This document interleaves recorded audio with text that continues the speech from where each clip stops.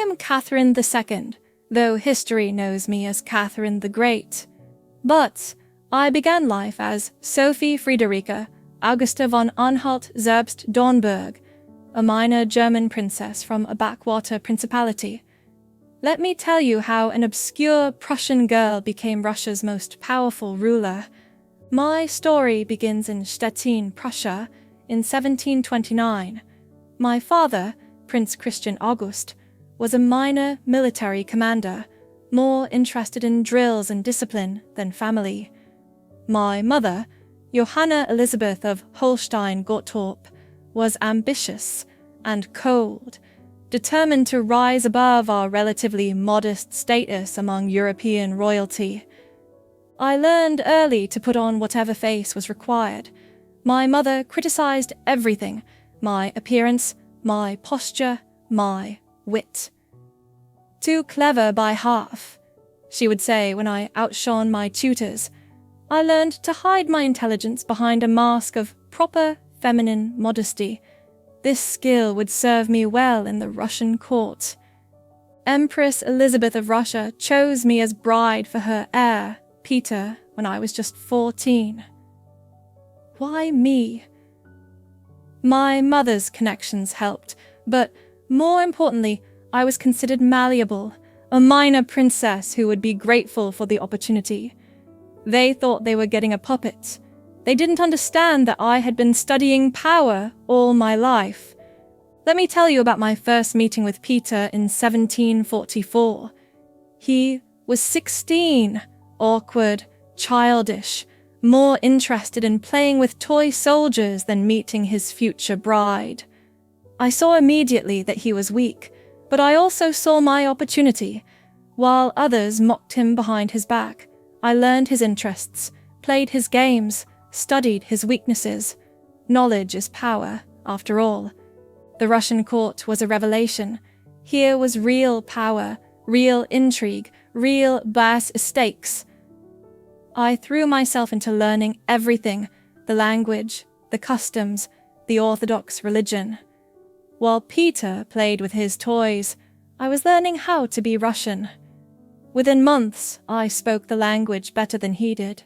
The Empress was impressed. My future husband was indifferent.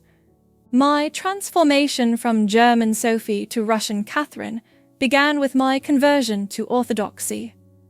I approached it with characteristic thoroughness, impressing the clergy with my devotion. When I fell ill from standing too long during services, refusing to sit while others stood, my reputation for piety was established.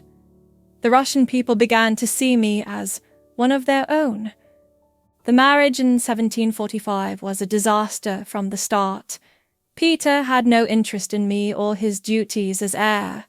He played with his soldiers, drank too much, confided that he was in love with one of my ladies-in-waiting. I endured, learned, watched. The real marriage I was making was with Russia itself. Those early years taught me everything about power: how to acquire it, how to keep it, how to use it. I read voraciously Voltaire, Diderot, Montesquieu. I studied Russian history and law. I cultivated allies among the noble families and the Orthodox Church. While Peter alienated everyone with his Prussian sympathies, I became more Russian than the Russians. The lack of an heir became a crisis. Peter was either unwilling or unable to consummate the marriage properly. By 1752, 7 years into our marriage, there was still no child. The Empress was growing concerned. I knew my position was precarious. A foreign bride who couldn't produce an heir was disposable. Enter Sergei Saltykov, young, handsome, from one of Russia's most noble families. The Empress herself arranged for him to solve the succession problem. In 1754, I gave birth to Paul, ensuring the succession and my position. Whether Peter suspected the truth didn't matter. He accepted the child as his own, and Russia had its heir. Would you like to hear how this young woman, who entered Russia as a powerless bride, became its greatest ruler. The story becomes both more complex and more revealing from here. But remember, everything I did, every alliance I made, every lover I took, served a greater purpose. My destiny to rule Russia. Let me tell you about the years leading up to my assumption of power, for they shaped everything that followed. I learned that in Russia, real power lay not in titles, but in relationships, not in rights, but in deeds. While Peter played soldier, I was building the network that would eventually put me on the throne. The death of Empress Elizabeth in 1762 changed everything.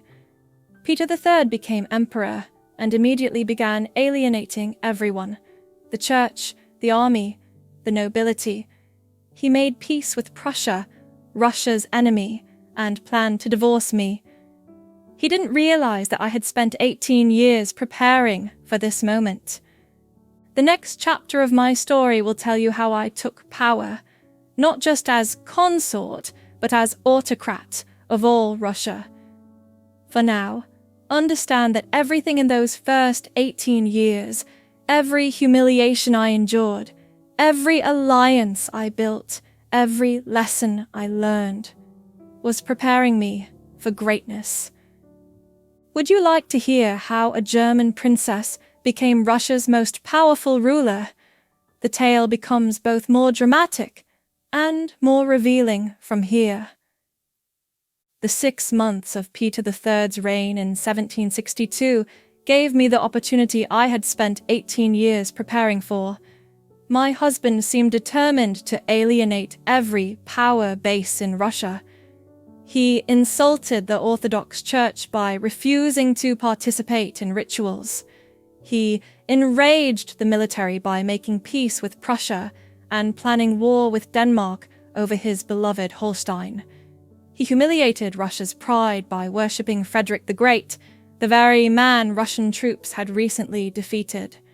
Most dangerously for him, he made no secret of his plans to divorce me and marry his mistress, Elizabeth Vorontsova. He even threatened to disown our son Paul, questioning his legitimacy. In doing so, he gave me the perfect justification for action. It wasn't just about saving myself anymore. It was about saving Russia and ensuring the succession. Gregory Orlov became crucial to my plans. Young, handsome, ambitious, and most importantly, well connected with the military. Through him and his brother Alexei, I built support among the Guard regiments. My longtime supporters, Princess Dashkova and Nikita Panin, gathered noble supporters. The pieces were moving into place. Let me tell you about the night of July 8th, 1762. Word reached me at Peterhof that our conspiracy had been discovered. There was no time to waste. I rode to St. Petersburg in the early hours, directly to the barracks of the Ismailovsky regiment. Wearing their uniform, I addressed the troops. "I come to you for protection. Your emperor plans to kill me tonight. Will you allow this?" The response was immediate. "We will die for you!" they shouted. Regiment after regiment declared for me. By noon, I had been proclaimed Catherine II, autocrat of all Russia, in the Kazan Cathedral. The crowds cheered, "Mother, protector!" As I rode through St. Petersburg in uniform, my long hair flowing beneath a military cap, Peter, at his palace in Oranienbaum, responded with characteristic incompetence. He dithered, considered flight, finally attempted surrender.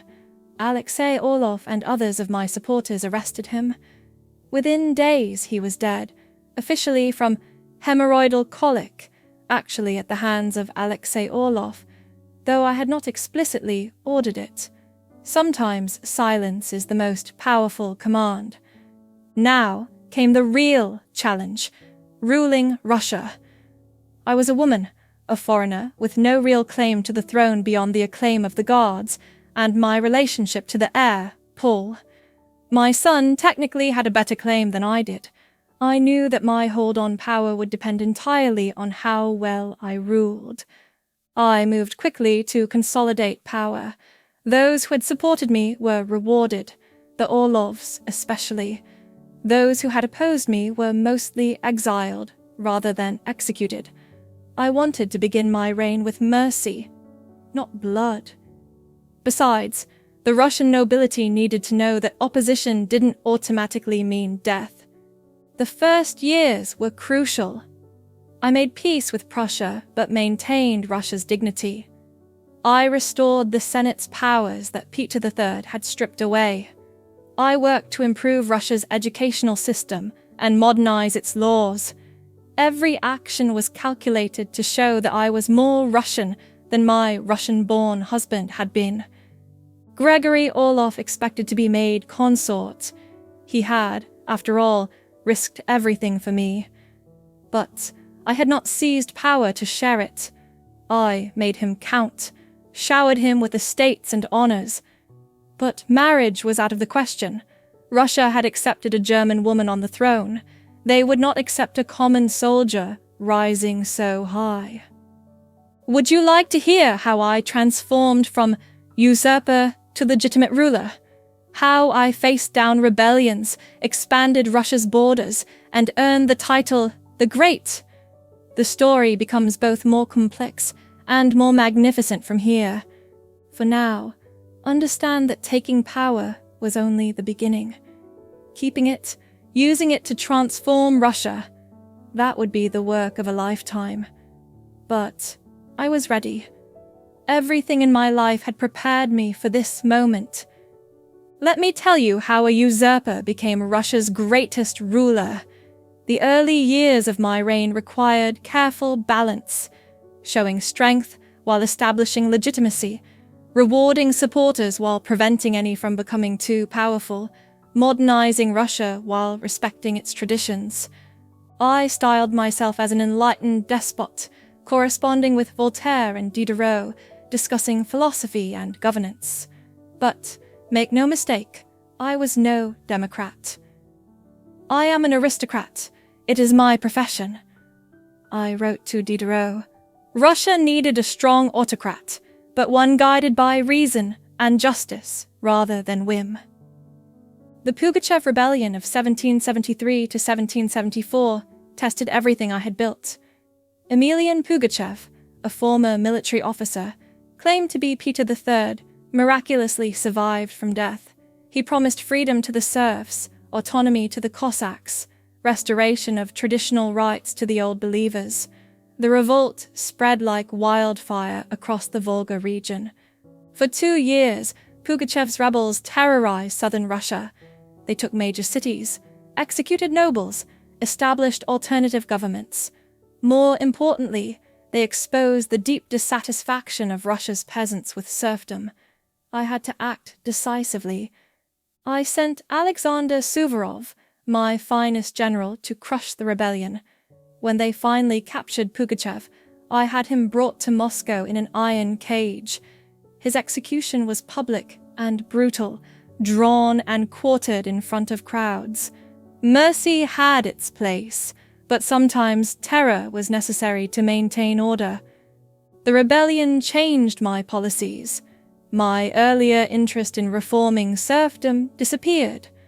I strengthened noble privileges, believing that only a satisfied nobility could maintain control over the peasants. Some called this a betrayal of Enlightenment principles. I called it practical governance. Gregory Potemkin became my most important partner during these years. More than just another lover, he shared my vision for Russia's future. While I handled domestic reforms, he managed military expansion. The success of our partnership, personal and political, showed in Russia's growing power. Let me tell you about my system of governance. I reorganized the Russian Empire into provinces and districts, each with clear administrative structures. I established new schools, including ones for women. I introduced public health measures, including early vaccination programs. Russia was becoming modern under my guidance. But It was in foreign policy that I truly made Russia great. The partitions of Poland, the defeats of the Ottoman Empire, the annexation of Crimea, all expanded Russia's territory and influence. "I have no way to defend my borders," I wrote, "except to extend them. By the end of my reign, Russia was undisputedly one of Europe's great powers." My personal life remained complicated. After Potemkin, I took younger lovers, carefully chosen for discretion and competence. They served as unofficial secretaries, handling sensitive matters. Some called me depraved. I called it practical. These relationships gave me loyal servants while satisfying personal needs. The French Revolution horrified me. I had supported Enlightenment ideals, but this was chaos. I reversed many of my liberal policies, tightened censorship, strengthened police powers. Some called this hypocrisy. I called it learning from others' mistakes. Russia needed reform, not revolution. The final decade of my reign saw Russia at its most powerful, yet also revealed the contradictions that would haunt the empire after my death. By 1787, when I made my famous journey to inspect the new territories in the south, Russia stretched from the Baltic to the Black Sea. Potemkin's so-called villages along our route weren't just facades, they were glimpses of what Russia could become. My relationship with my son Paul grew increasingly strained. He was now in his 30s, still waiting to inherit what he saw as his rightful throne. I kept him away from power deliberately. He had his father's instability, his grandmother Elizabeth's petulance. Instead, I focused on grooming his sons, Alexander and Constantine, as Russia's future. Let me tell you about my grandchildren. Alexander, especially, showed promise. I supervised his education personally, hired enlightened tutors, groomed him to continue my policies.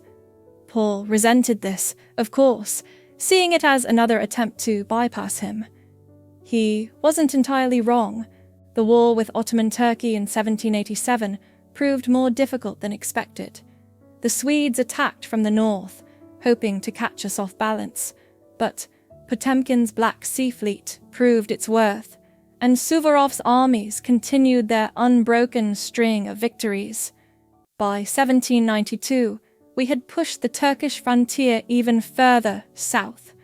My patronage of the arts and sciences continued. The Hermitage grew into one of Europe's greatest collections. I wrote plays, corresponded with philosophers, collected scientific specimens. St. Petersburg became known as the Venice of the North, a center of culture and learning rivaling Paris or London.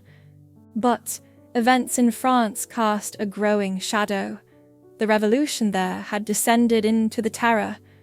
My old friend Voltaire would have been horrified. I saw my worst fears about democracy confirmed. Give power to the masses, and chaos follows. I cracked down harder on any signs of revolutionary sentiment in Russia. Potemkin's death in 1791 affected me deeply. Despite our romantic relationship having ended years before, he remained my most trusted partner in governing Russia. No subsequent lover favorite could fill his role in policy and administration.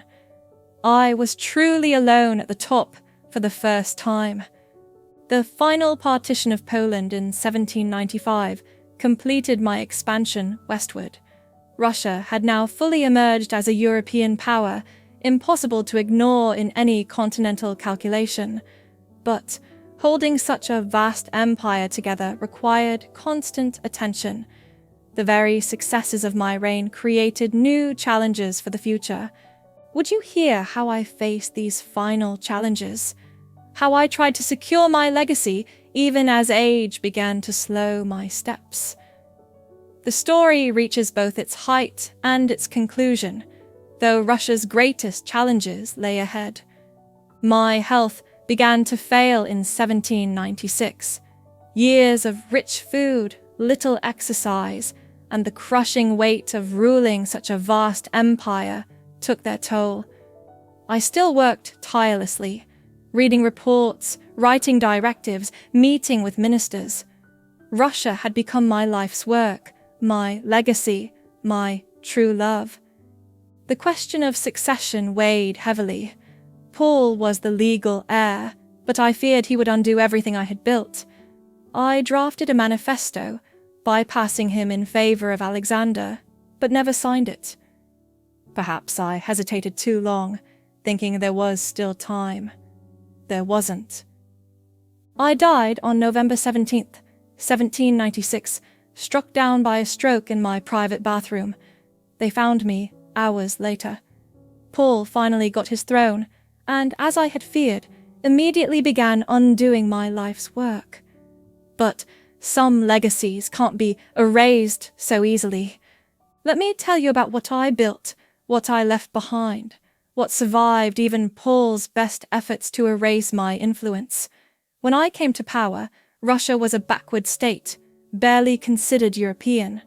When I died, it was one of the great powers of the continent, impossible to ignore in any international calculation. The numbers tell part of the story. The population nearly doubled under my reign, from 19 million to 36 million. The empire grew by over 200,000 square miles. I established nearly 300 new towns, founded Russia's first state banks, created a paper currency that actually held its value. These weren't just statistics, they represented real changes in how Russians lived. My educational reforms had perhaps the most lasting impact. I established the first state-funded schools for girls in Europe.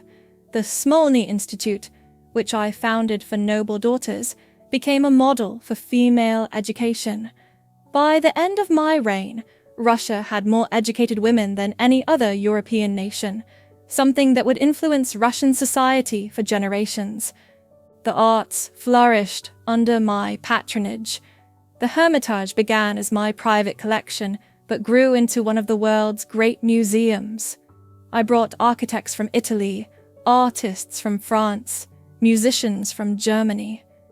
St. Petersburg became a truly European capital, its buildings and boulevards rivaling those of Paris or Vienna.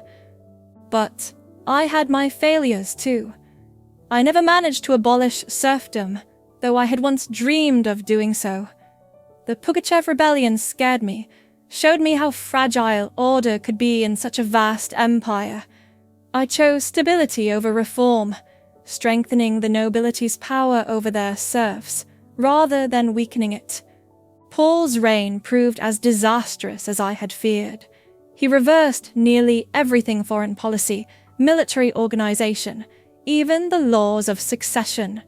But he ruled only 5 years before his own son, my beloved Alexander, took the throne. Through Alexander, many of my principles returned to Russian governance. The myths began almost immediately after my death. They called me a despot, a libertine, focused on my lovers rather than my achievements. Few remembered that every man I elevated to my bed was also chosen for his abilities to serve Russia. They counted my lovers, but not my reforms, my conquests, my modernization of Russian society. Would you understand the true measure of my reign? Look not at the scandals, but at the results. Russia emerged as a European power under my rule, not just militarily, but culturally. I gave Russia its first real system of local government, its first state-sponsored education, its first modern medical establishments. My correspondence with Voltaire and Diderot wasn't just vanity, it was part of bringing European Enlightenment to Russia while maintaining Russian identity.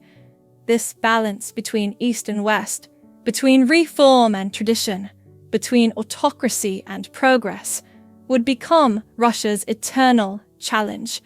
They call me the Great, and perhaps I earned that title. But greatness comes at a price. I sacrificed my German identity to become Russian, my personal life to political necessity, my early idealism to practical reality. Was it worth it? Russia's position in the world after my reign answers that question. The empire I built would last another 121 years after my death, finally falling to revolution in 1917. Many of the contradictions that led to its eventual fall began during my reign. The gap between European ideas and Russian realities, between noble privilege and peasant servitude, between autocratic power and modernizing society. But judge me by the standards of my time, not by modern ideals. I took a nation that was barely considered European and made it one of Europe's great powers. I expanded its borders, modernized its government, improved its culture and education. If I ruled as an autocrat, it was because Russia needed strength at its center to hold together. My true legacy isn't in the territories I conquered or the lovers I took, but in the Russia I created. A Russia that saw itself as European while remaining distinctly Russian. This tension, this dual identity, would shape Russian history long after my death. Remember me not as the foreign princess who seized power, but as the ruler who devoted her life to making Russia great. Judge me not by the scandals, but by the empire I built, the reforms I enacted, the nation I helped Russia become. I am Catherine the Great, and I transformed Russia forever.